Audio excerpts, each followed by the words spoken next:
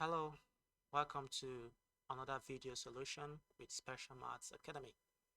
My name is Pius and today we'll be looking at the International Mathematical Olympiad 2023, the problem 3. Okay, so this is an algebra problem involving polynomials. We have each integer k greater than or equal to 2. You want to find all the positive sequence of integers a1, a2, and so on, so that there's a polynomial which is a monic polynomial with positive non-negative integer coefficients, such that we have this nice equality here for every n greater than or equal to 1. Okay, so before we properly get into the solution, first I will introduce a couple of polynomials that will be important later on. So let's just get them sorted out first. It's going to make things a lot easier to deal with.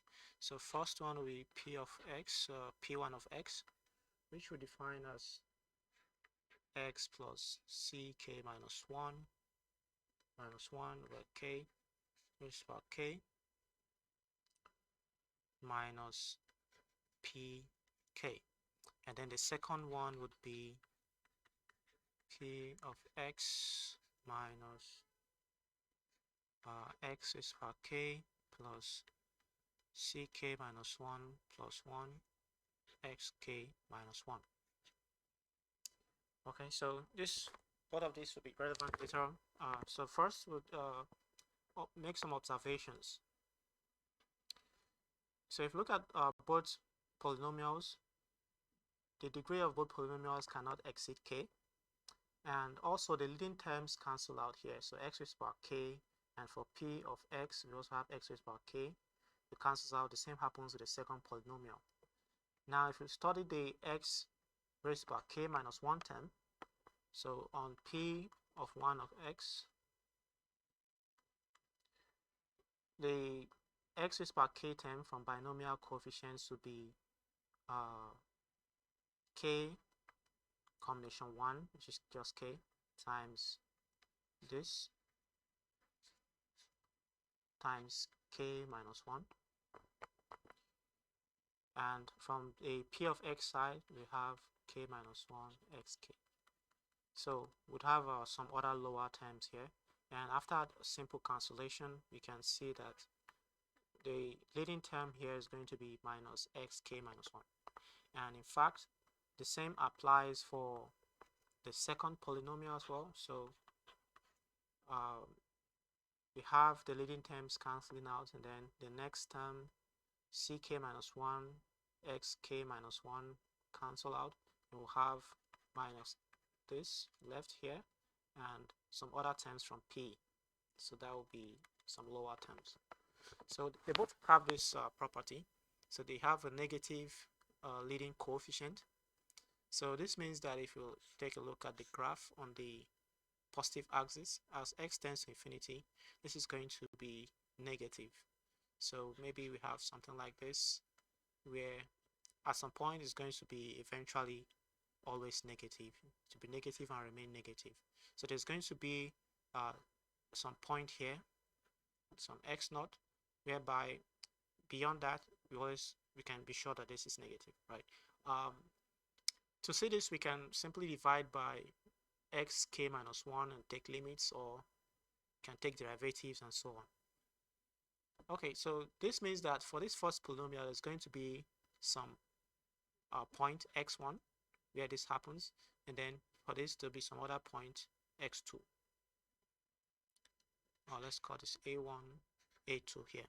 So this means that if x is greater than or equal to a1, then p1 of x would have to be negative. And similarly, if x greater than or equal to a2, p2 of x be negative. So let a be the maximum of both of these. So this means that x greater than or equal to a means both p1 and p2 are negative. So we'll be needing this. Okay, now this value is going to be crucial, which is why I started with this. So we're going to observe So let's say we give a sketch of a graph. Here, this is the index, and then the value of an here, n equal to 1, 2, and so on. If you take a sketch of this graph, these are all positive integers. So we're going to have some kind of figure where it could be increasing, it could be decreasing, but maybe we have some fluctuations at some points. Okay. So we're just going to focus on A as some kind of boundary and investigate based on the behavior around this boundary. So we have two scenarios. Either as we continue the sequence indefinitely, once in a while would always come back to below this threshold of A. So every once in a while we'll come below it, or after some point we don't come down anymore. So those are two cases. So the first case we're going to take is the case whereby this only after some point we don't have this anymore. So we'll start with that, so that this polynomial also is relevant. Okay, so take case 1. So in this first case, we are assuming that at some point they will always be greater than A, so we can make use of this inequality at some point. So this means that there exists some m greater than 0, such that whenever n is greater than or equal to m, then at that point, from that point henceforth, we can never be lower than A. So that means an is always greater than or equal to A. So from what we had above, this means that P1 of an is less than 0, P2 of an is less than 0. Okay, so we're going to make a claim and we're going to prove it immediately after. So here's the claim. The claim is that if you sum this up, n up to k, then this is going to be ck minus 1. Okay, so prove this by contradiction. So we prove this by contradiction.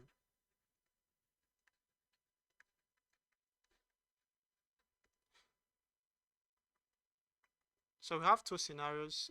Each of them relate back to one of these polynomials. So the first case, so suppose it's not equal, then there are two scenarios. Either it is less or it is greater than. So suppose it is less. Suppose it is less. Before we get into it, so let's di denote this for simplicity, so that an plus I is an plus ti. Okay, so suppose this sum here, which is just the sum of the di's, is less than this. So suppose d1 up to dk is less than ck minus 1. Then as integers, the maximum this can attain would be this minus 1. So we're going to use this now. So on one hand, we have P of n of P of an is an plus 1 an plus k. So this is equal to an plus d1 all the way to an plus dk. Okay, now we can look at this as some polynomial in an, and to use this inequality in the right direction, since it's a product, we're going to just simply take the see this as a geometric in terms of geometric mean, arithmetic mean. So this is going to be less than or equal to the sum of each of these terms. So take the arithmetic mean, that's the average. There are k terms, so we have k here, and then raised to power k. So this is from AMGM inequality. To say it clearly, you can take the kth roots of both sides and you have the geometric mean less than or equal to the arithmetic mean. And now from this, each of these are positive terms, so we don't have issues with being positive or not. So here we just get an plus now we get the sum of the dn of the di divided by k, and now we can make use of this inequality. So we have an plus ck minus 1 over k raised to the power k. And now this brings us back to the polynomial p1. So the term we just got is this evaluated at an. So if we subtract p, we're going to get p1. So what we'll simply do is subtract p of an from both sides, and then that gives that p1 of an is greater than or equal to 0, and that will just be a direct contradiction of this. So this is why we started with that polynomial. So that will contradict this. Now suppose on the other hand we have that it is actually greater than, the sum is greater than, then we can get something similar. So we have suppose d1 up to dk is actually greater than this value, then as integers, once again, the minimum this can achieve would be this plus 1. And so we have, this time we're going to use Bernoulli's inequality based on the direction of this. So to see this very well, we start by taking, okay, so before I get into this, so just a quick recap of Bernoulli's inequality. We have that once we have a sequence x1, say up to xk, where this is greater than minus 1, then if you take the product of this I from 1 to k, it's going to be greater than or equal to 1 plus, then we'll take the sum. And if we readjust this and say let's yi be xi plus 1, then this is equivalent to saying when yi is greater than 0, then the product of yi is greater than 1 plus the sum of yi minus 1. This is the form we're going to use since we have a positive here, and we're going to apply this directly. We have an over an raised to the power k. From the relationship we have, this is an plus 1 up to an plus k, and we can pair this up nicely to have this product 1 up to k of a plus I, and then we have this. So this, each of these will be the yi, they are all clearly positive, and yi minus 1, so this is yi minus 1 will simply be di over an. So this means that this is greater than or equal to 1 plus, when you sum over all the I, of di over an. And now we can apply this inequality to get, so LCM here is an. When we sum this, you can replace that with this plus 1. And finally we can cross multiply, and we get this ck minus 1 plus 1. And once again, if we subtract this, we just get back the polynomial which we called p2. Okay, p2, and we assume it's going to be less than 0. So this is p2. So subtract this expression from p of x. So means we take everything to the left hand side. So this means p2 of an is greater than or equal to 0, and this is a contradiction. So as a matter of fact, we have this equality always once n is greater than or equal to m. Okay, so from here, when n is greater than or equal to m, then of course m plus 1 would also be greater than or equal to m. So we'll have this sum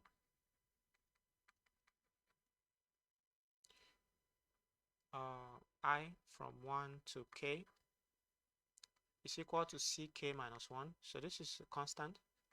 It's going to also be the same as for n plus 1.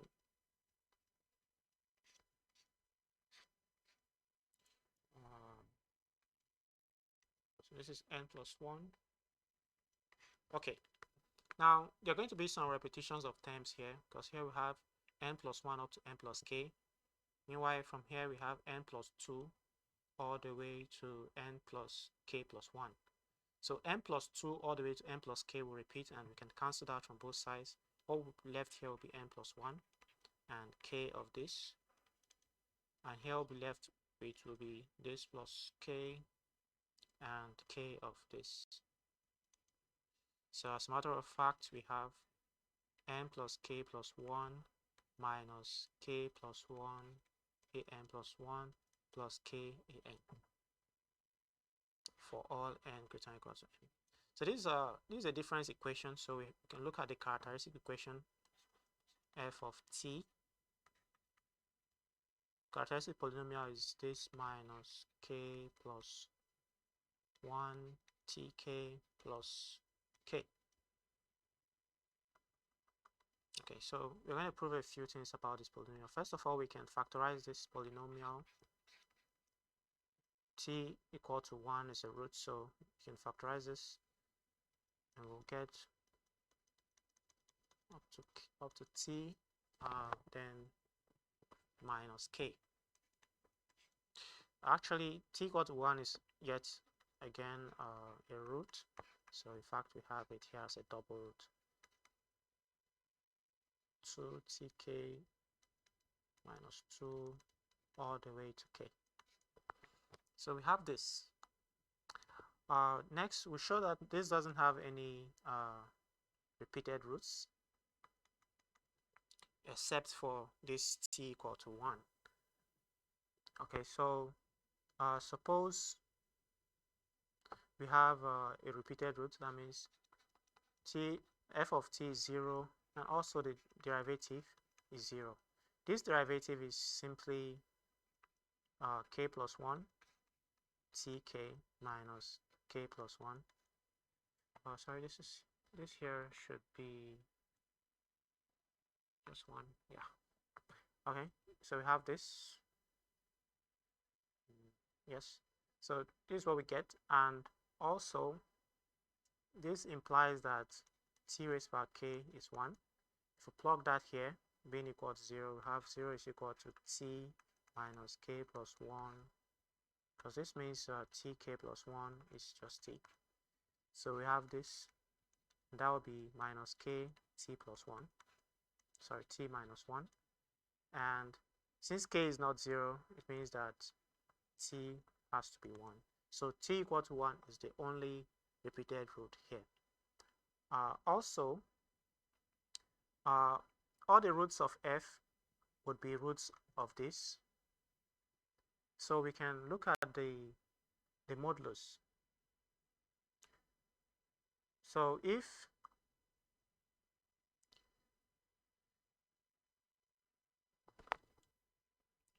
okay, so let's take the modulus. So we know that for every root t of that polynomial, it satisfies tk minus 1 t is equal to k. So this is clearly possible. We can take the absolute value here, and this means that k, which is less than or equal to this absolute value, by triangle inequality, this will be less than equal to this. And from here, we see that t, the absolute value of t will have to be greater than or equal to 1. Absolute value is greater than or equal to 1. Otherwise, if it's less than 1, then each of these will be less than 1, and then we'll have a contradiction. So we have this.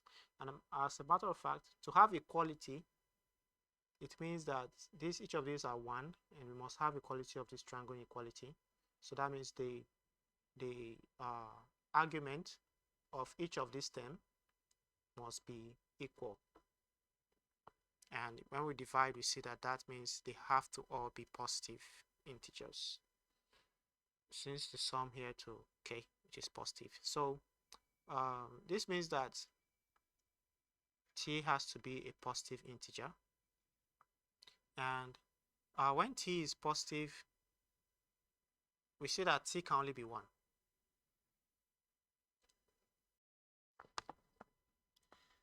So when we have t equal to 1, this implies that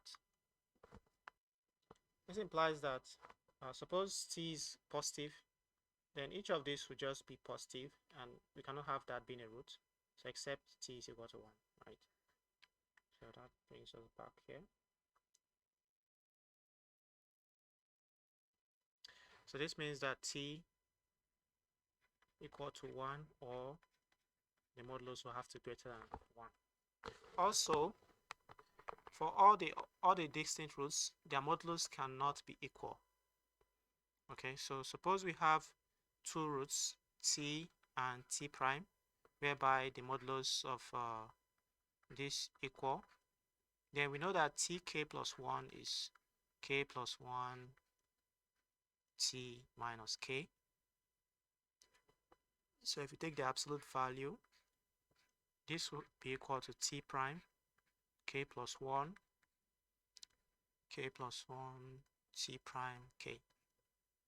And if we square both sides of this, we have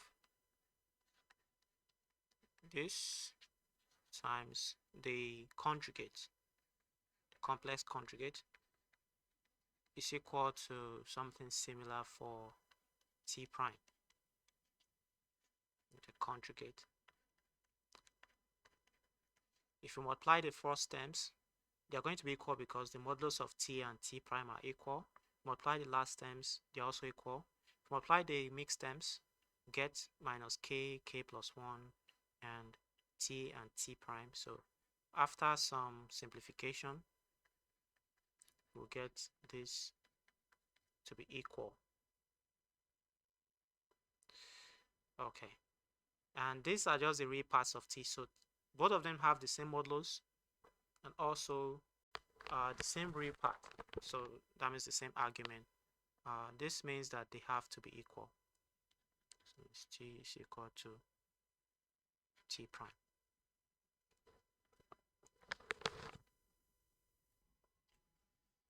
Okay, so from this now we can go ahead to analyze this part. So based on the roots, so let the roots of f be t2 up to tk. Okay, then an will be equal to alpha 1 or alpha naught n plus alpha 1 times 1 raised by n. So this because we have a double roots at t equal to 1 plus some alpha 2 t2 raised by n up to alpha k tk raised by n. Some constants, alpha naught up to alpha k. So they're going to all have this form. That's n greater than or equal to m. And now some of these terms might be 0, but in fact we're going to show that they're actually all equal to 0. So suppose alpha 2 alpha k, suppose these are not all 0, then each of these corresponding roots will have an absolute value, and they're all distinct. So you pick the highest one where the value of the coefficient is not 0.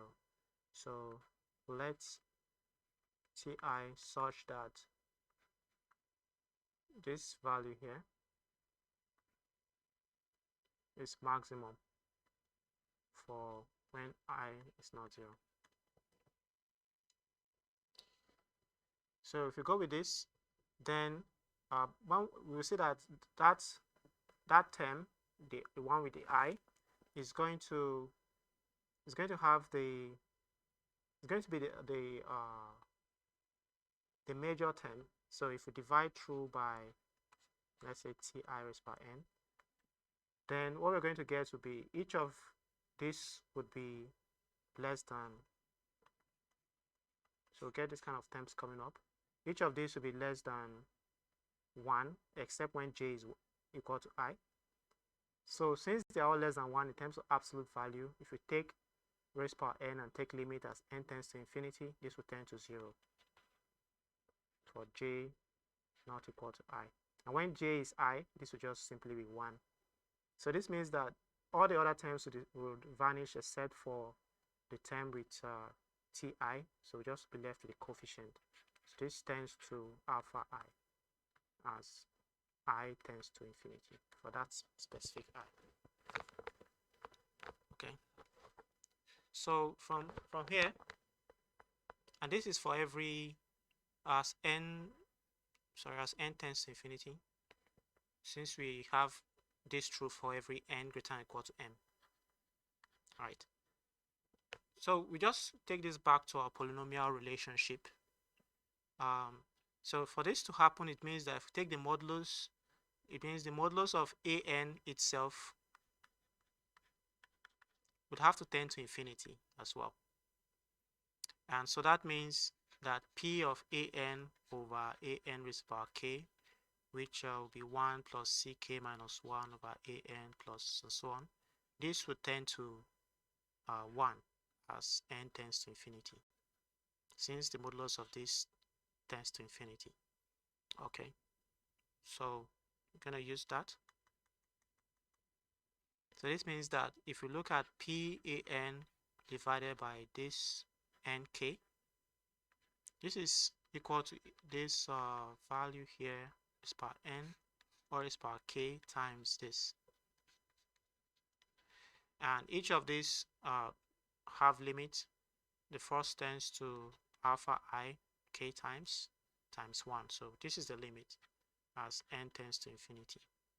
On the other hand, we know what this P of an is as product. So this is this times this over here. Okay.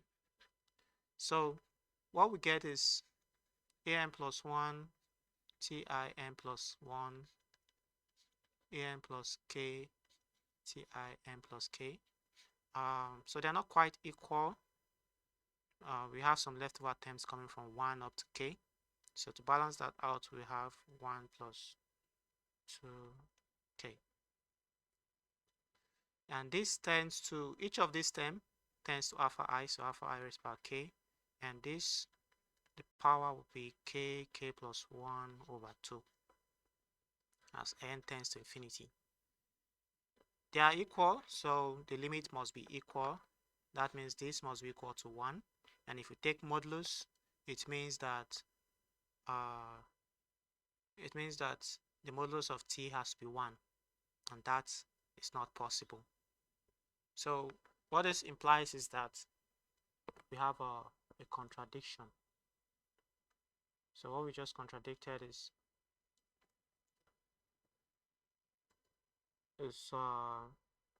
that the alpha i's, alpha 2 up to alpha k are not 0. So that means they must all be 0, and we'll be left with just this first linear term here. So this means that an must be an arithmetic progression.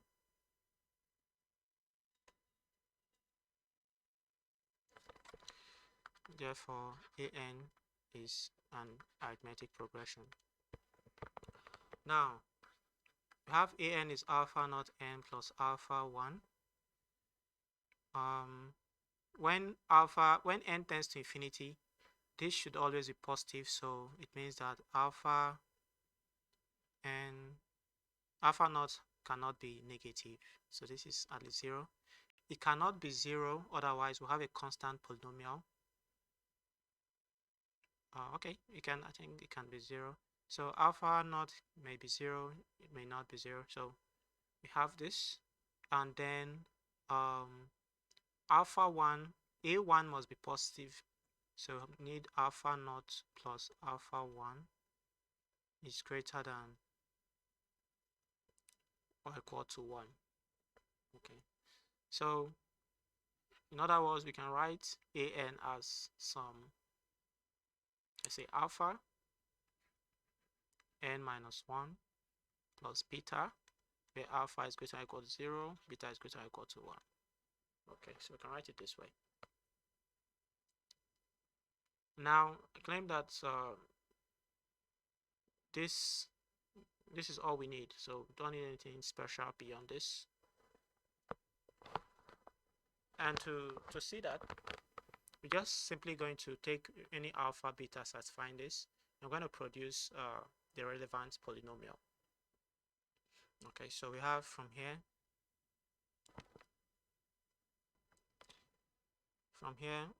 an plus I will be alpha n plus I minus 1 plus beta. So this is an plus alpha I. And so if we take the product of interest, that will simply be the product of this. So we can simply take this to be this product, alpha times I from 1 to k. And if we take this, then we're going to get a polynomial of degree k. It's going to be monic, and all the coefficients would be symmetric sums of alpha I, of which each of these are non-negative. So the coefficients will also be non-negative, and we have the right polynomial. Okay, so next we'll look at the second possibility. Okay, so back here, so take the second case. So here we have an is alpha n minus 1 plus beta, some alpha greater than or equal to 0, beta greater than or equal to 1. So case 2 is the case whereby this fluctuation, always once in a while, we're going to end back being less than a. So we're going to cross the threshold. So this means there's going to be infinitely many times whereby we have some values less than a. So that means there's going to be a sequence n1, n2, infinite sequence of increasing numbers. So n3, such that at each of those value of n, when we evaluate it, it's going to be less. So we have a n j is less than a. Okay, and we know that these are all non-positive integers, so we have this value here. And also, if we evaluate for any value between 1 and a minus 1, if we evaluate this, we're going to have an integer, a positive integer, which is going to have some divisors.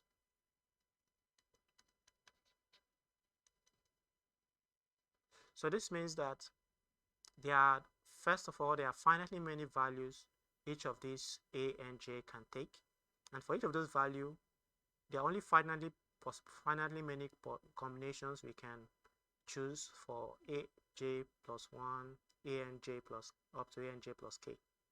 So this means altogether there are finitely many possibilities for taking for these values. Okay, but specifically for these k values, this has finitely many possibilities. So first we choose this, and then we can choose the rest from that. Okay, so this is going to be important because this happens infinitely many times. So there are infinitely many of these k tuples. Now the important stuff here is that given any an plus 1 up to an plus k minus 1, we can simply divide through to figure out what an plus k should be, so long as it is really satisfied. So that means once we have an up to an plus k minus 1, it determines the next value, an plus k. And then if you pick this as our starting k values again, it's going to give the next value automatically. So that means that once we have any k values having specific any k of the sequence having specific values, the rest are going to be automatically determined through this computation, and it's going to be unique. Okay, now so what we're going to do is for each ni, so n1, n2, and so on, we'll look at all the possibilities we could have, right? So let's take a set of all the possible k tuple. Let's call this v. All the possible v. So we look at all the possibilities. We take n1, we check which possibility is this. We'll take that possibility. We check n2, we'll take it. So we'll keep doing this until we tick any other one again. And this is going to happen eventually, because if we avoid ticking the same possibility twice, then eventually, since there are finitely many possibilities, we're going to run out of what to take, since this is an infinite sequence. So this means at some point we do have to repeat one of those tuples at some point. So there's going to be some repetition. That means there are going to be two values, m and some m plus, let's say m plus, let's say t. Here t is greater than 0, so there are different values, such that this here is one of those, and so m is one of those nj. Here we already got these possibilities here, and the same here, whereby these two happen to be the same ones we ticked. So we'll just arrange them like this.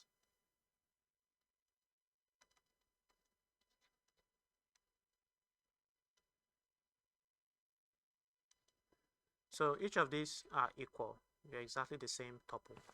So once we've figured out m and such a t, then we'll see that since every k determines the full sequence, this is going to give the next value, which would also be precisely the same, because using the same formulas will be the same value here.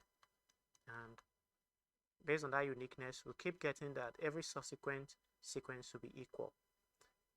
We'll keep going until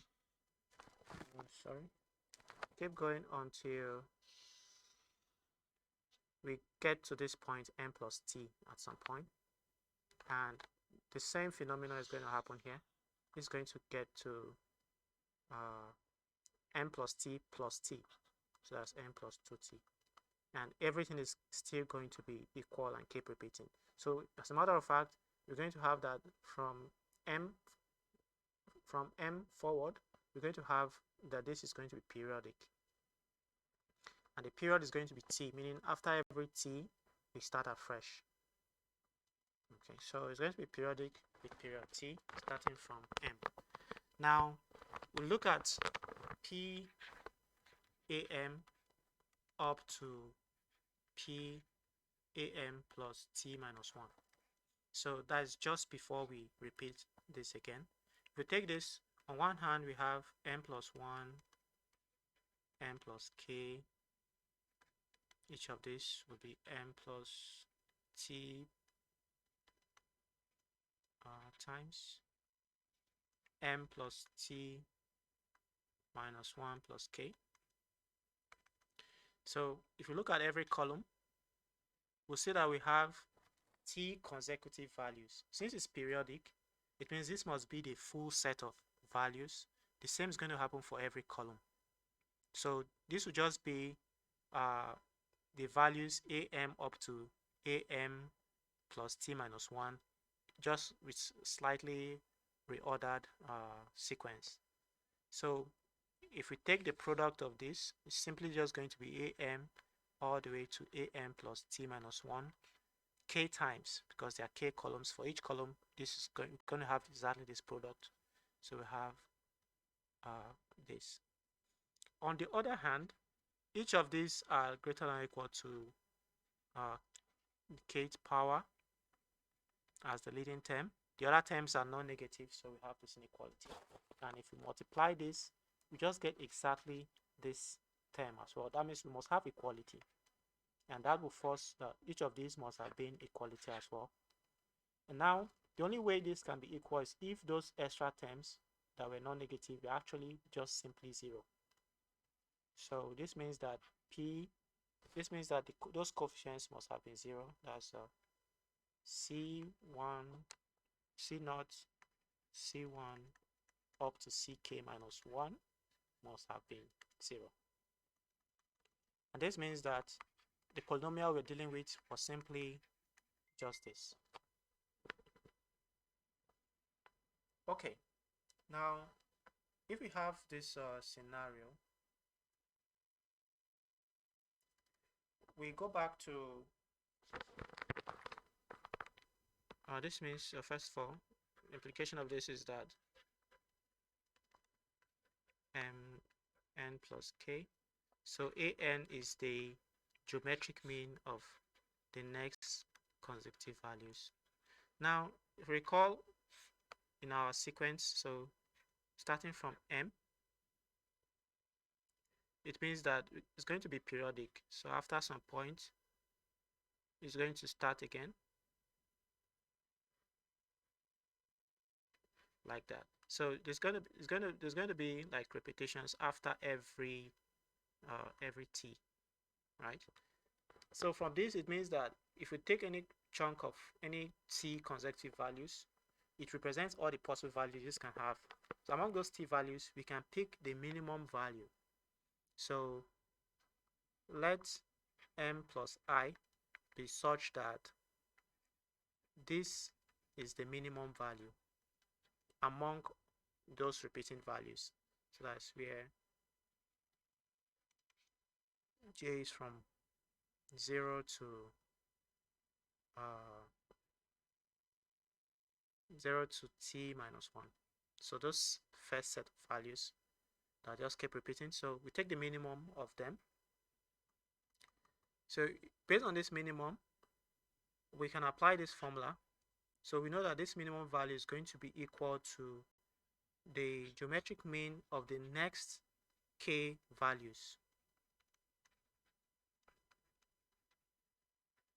The next k values. This means that they all have to be equal to this value since this is the minimum value. Because if there's anyone that is greater than that value, let's say this one is greater than the smallest value, then we're going to have that this is greater than or equal to this, for instance, times the others. They are all at least an plus I. So an plus I for the remaining k minus 1. And then when we solve this, we get a contradiction. So this means that they all have to be precisely equal to this. This implies that for that particular minimum value, the next k would also be equal to that minimum value.